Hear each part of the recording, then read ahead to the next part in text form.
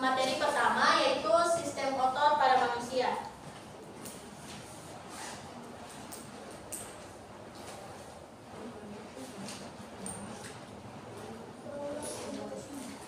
Jaringan otot merupakan jaringan yang mampu melangsungkan kerja mekanik dengan jalan kontraksi dan relaksi sel atau serabutnya. Otot merupakan jaringan pada tubuh hewan yang aktivitasnya biasanya dipengaruhi oleh stimulus dari sistem saraf. Fungsi dari sistem otot yaitu mekanik atau pergerakan, kedua membentuk postur, ketiga proteksi, keempat sirkulasi darah atau nutrin, yang kelima memproduksi kalor.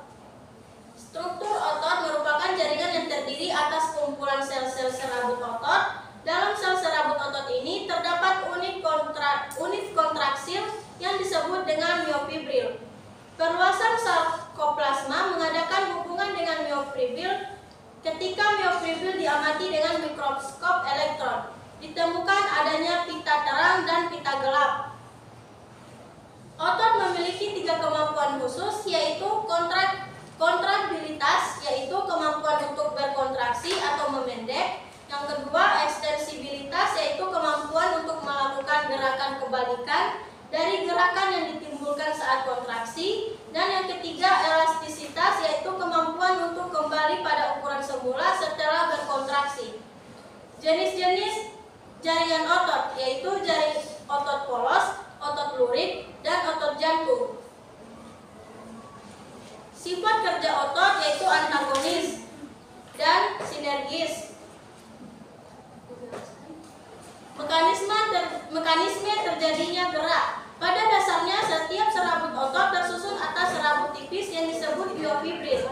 Myofibril ini mengandung struktur yang lebih sederhana lagi, yaitu filamen aktin dan myosin. Filamen-filamen ini saling bergeser keluar masuk atau tumpang tindih yang menghasilkan kontraksi dan relaksasi otot sehingga disebut dengan teori pergeseran filamen. Struktur yang terlibat kontraksi relaksi yaitu myofibril, sarkomer, aktin, myosin, trombomyosin, dan trombonin.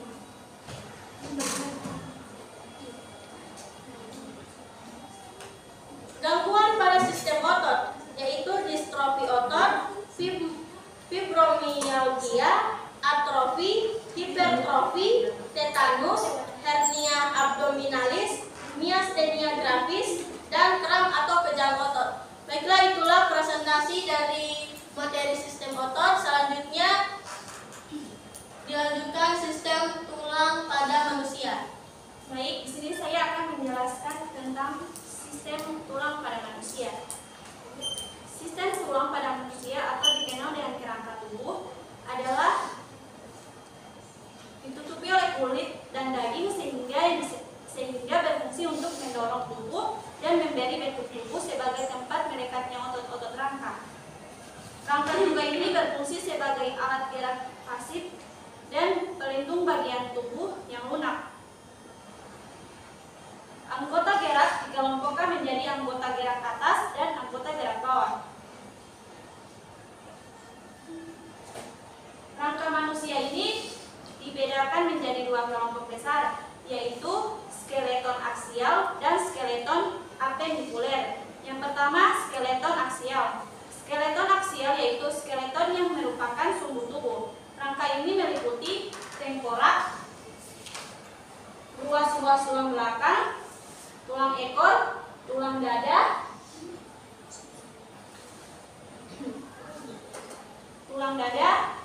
dan tulang rusuk. Yang pertama adalah tulang tengkorak. Tulang tengkorak itu pembentuk atas tulang tengkorak wajah atau muka dan tengkorak pelindung otak. Hubungan tulang yang terdapat pada tengkorak kepala bersifat struktur, yaitu tidak dapat digerakkan. Yang kedua, ruas-ruas tulang belakang atau vertebra dan tulang ekor. Ruas-ruas tulang belakang terdiri atas 33 buah ruas yang terbagi menjadi beberapa bagian. Tiap ruas tulang ini dilindungi oleh lapisan tulang rawan yang disebut diskus Sementara itu, tulang sumber maupun tulang ekor telah menyatu sejak embrio. Yang ketiga, tulang rusuk dan tulang dada atau sternum. Tulang dada terdiri dari bagian kepala, badan, dan ekor yang berupa tulang rawan. Pada tulang dada melekat tulang rusuk, dan tulang rusuk terbagi menjadi 12 pasang. Tulang rusuk dapat dibedakan menjadi 3 macam. Yang pertama, tulang rusuk sejati yang berjumlah 7 pasang. Yang kedua, tulang rusuk palsu yang berjumlah 3 pasang. Dan yang ketiga, tulang rusuk melayang yang berjumlah 2 pasang. Yang kedua, skeleton apendikuler, yaitu yang terdiri atas tungkai atas dan tungkai bawah. Tungkai atas berhubungan dengan tulang aksial pada bahu. Bahu manusia tersusun atas tulang selangka dan tulang belikat, sedangkan tungkai bawah berhubungan dengan tulang aksial pada gelang panggul. Gelang panggul terdiri atas tulang sakrum yang merupakan persatuan 6 ruas tulang, yaitu sepasang tulang khusus kiri dan sepasang tulang khusus duduk dan sepasang tulang kemaluan. Berikut jenis tulang pada tubuh manusia. Tulang-tulang yang menyusun tubuh manusia tersusun sedemikian rupa sesuai dengan fungsinya. Rangka tubuh manusia sebagian besar tersusun atas yang pertama tulang keras. Tulang keras terbagi atas 3 bentuk utama, yaitu yang pertama tulang pipa. Tulang pipa biasanya berbentuk bulat sepanjang serupa pipa. Ujung-ujungnya membentuk bonggol yang di dalamnya berisi sumsum kuning. Contohnya tulang paha, tulang lengan, tulang kering, tulang betis, dan tulang ruas jari. Ini. Yang kedua, tulang pipi. Tulang pipi bentuknya pipi dengan rongga sumsum merah. Di dalamnya tempat pembentukan sel darah merah dan sel darah putih. Contohnya tulang-tulang yang membentuk tengkorak, tulang belikat, tulang bahu, tulang dada, tulang rusuk, dan tulang panggung. Yang ketiga, tulang pendek. Tulang pendek ini bentuknya tidak beraturan, dengan rongga yang berisi sumsum merah. Contohnya tulang-tulang yang berisi berbentuk pergelangan tangan, pergelangan kaki, pergelangan tangan dengan jari-jari tangan, telapak kaki dan jari-jari kaki, serta ruas-ruas tulang belakang. Kedua, tulang rawan. Saat masih bayi, rangka manusia masih berupa tulang rawan. Seiring dengan perkembangannya, tulang rawan berangsur-angsur tumbuh menjadi tulang keras.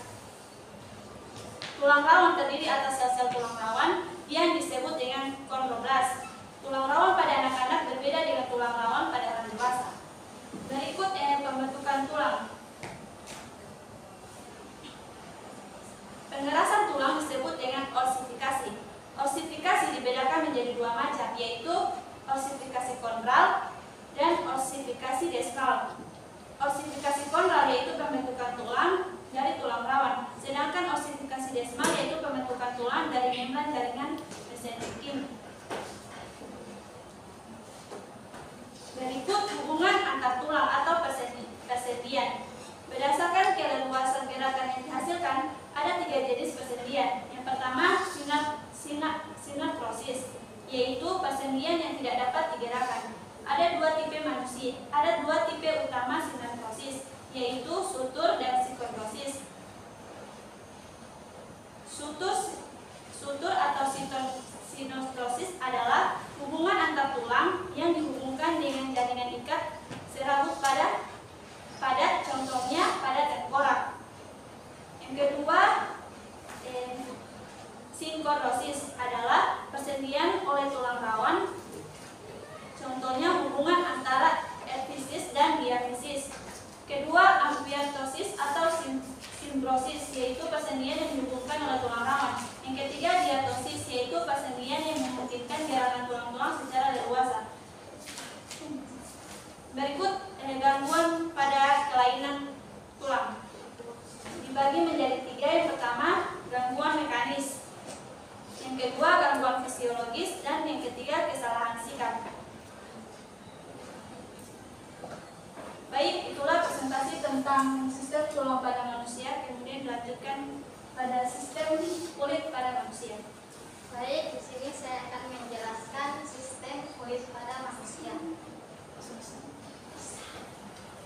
Kulit merupakan organ terbesar pada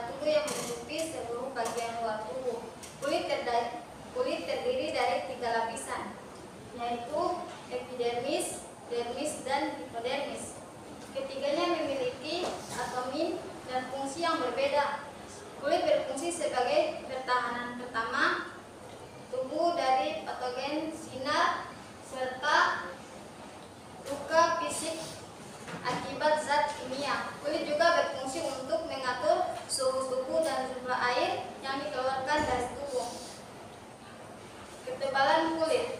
Ketebalan tiap lapisan kulit berbeda-beda tergantung bagian tubuh yang diamati. Kulit tanpa rambut pada telapak tangan dan kaki merupakan kulit paling tebal karena memiliki lapisan tambahan yaitu stratum lucidum. Lapisan epidermis kulit dari yaitu terluar hingga terdalam yaitu stratum corneum, stratum lucidum, stratum corneosum, stratum sinuosum, dan stratum basalis.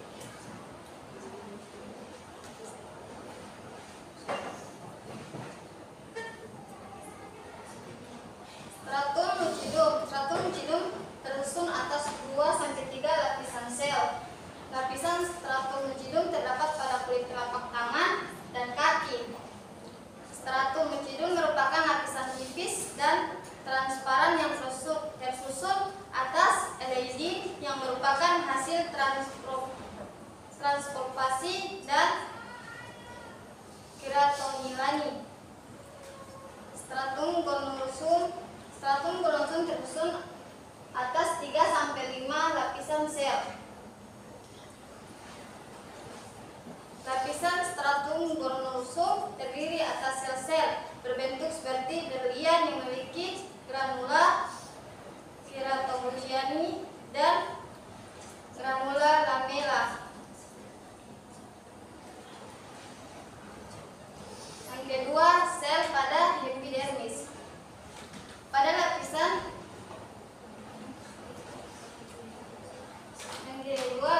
dermis. Lapisan dermis berada di bawah lapisan epidermis yang dibatasi oleh membran basalis. Dermis tersusun atas 2 lapisan yaitu lapisan papiler dan retikuler. Lapisan papiler merupakan lapisan atas dermis lebih tipis dan tersusun atas jaringan ikat longgar. Sedangkan lapisan retikuler merupakan lapisan bawah dermis lebih tebal dan tersusun atas jaringan ikat pada kumpulan serat kolagen. Lapisan dermis kulit ini merupakan tempat di mana terdapat kelenjar kering, rambut, folikel rambut, otot, neuron, sensor, dan pembuluh darah. Yang ketiga, lapisan hipodermis. Lapisan hipodermis merupakan lapisan kulit di bawah dermis yang juga dikenal sebagai jaringan sabutan. Lapisan ini merupakan lapisan terdapat kulit dan tersusun dari kumpulan sel-sel adiposit yang tersusun menjadi lobulus yang dibatasi oleh spatum dari jaringan ikat fibrasa.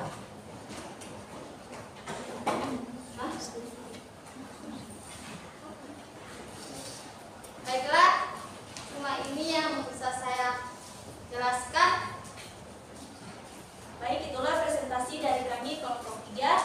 Teman-teman, jika ada pertanyaan, silakan.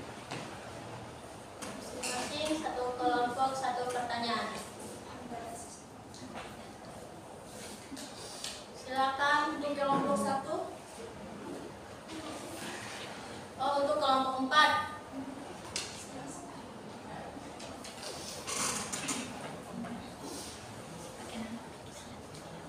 Assalamualaikum warahmatullahi wabarakatuh. Waalaikumsalam warahmatullahi wabarakatuh. Perkenalkan, nama saya Miftah Muljanah Pamutungan dari kelompok 4.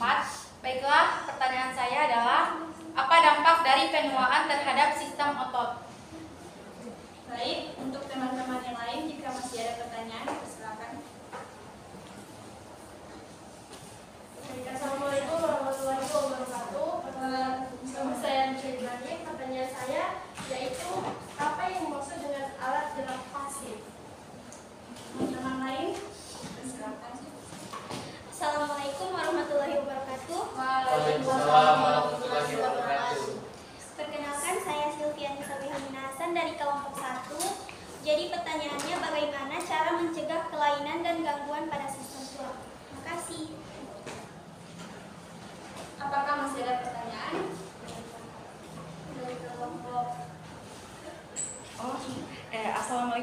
wabarakatuh. Waalaikumsalam warahmatullahi wabarakatuh. Saya Syafira Putri dari kelompok 5 ingin bertanya bagaimana mekanisme kulit dalam mengatur suhu tubuh.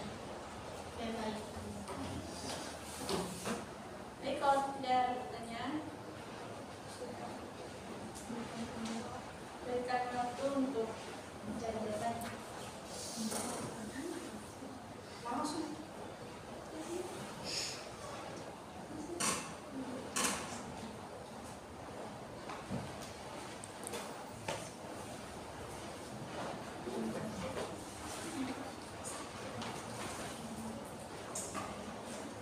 Oke, baik, saya akan menjawab pertanyaan dari Miftah Uljana.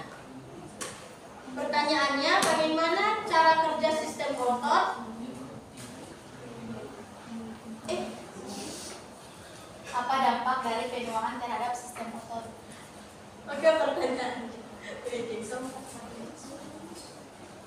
Oke, pertanyaannya, apa dampak penuaan pada sistem otot? Dampak penuaan pada sistem otot yaitu otot menjadi kurang kencang dan kurang mampu berkontraksi karena adanya perubahan pada jaringan otot dan perubahan normal pada sistem saraf akibat penuaan. Otot dapat menjadi kaku seiring bertambahnya usia dan dapat kehilangan kekencangannya bahkan dengan olahraga teratur. Tulang menjadi lebih rapuh dan mudah patah. Itulah jawaban dari saya. Apakah jawaban saya diterima? Sudah jelas? Oke, selanjutnya pertanyaan dari Silvi Hasan. Bagaimana cara mencegah gangguan dan kelainan pada tulang?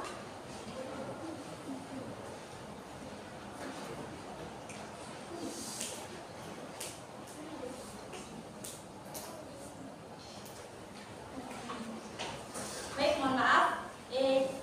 Pertanyaan dari Silvi. Bagaimana cara mencegah gangguan dan kelainan pada tulang? Beberapa cara yang bisa dilakukan. Yang pertama, dengan mengkonsumsi nutrisi yang cukup, misalnya kalsium. Contohnya itu mengkonsumsi susu, yogurt, keju. Dan yang kedua, vitamin dan protein. Cara yang kedua yaitu dengan olahraga secara teratur. Cara yang ketiga, menghindari kebiasaan buruk seperti merokok, mengkonsumsi alkohol, dan mengkonsumsi kafein yang berlebihan. Yang keempat itu memperhatikan faktor yang beresiko, misalnya dalam usia. Seiringnya bertambah usia, kepadatan tulang juga menurun. Yang terakhir, dengan mengkonsultasi pemeriksaan kepada dokter, yaitu dengan pengobatan. Jika